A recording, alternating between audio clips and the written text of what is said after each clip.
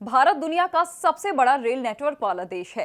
देश में रेलवे महज सफर का जरिया नहीं बल्कि ख्वाबों को पूरा करने का माध्यम भी है।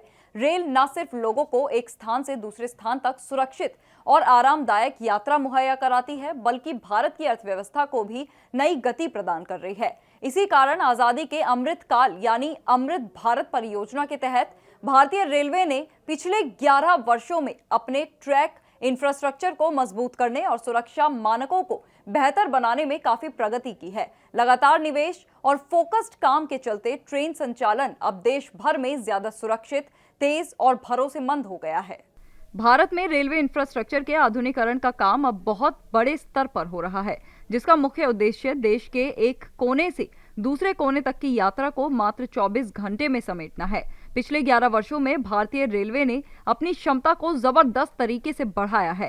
साल 2014 में जहां केवल 40% पटरियां ही 110 किलोमीटर प्रति घंटे की रफ्तार के लायक थीं, वहीं अब लगभग 80% नेटवर्क यानी कि करीब 84,244 किलोमीटर इस तेज गति के लिए तैयार हो चुकी हैं।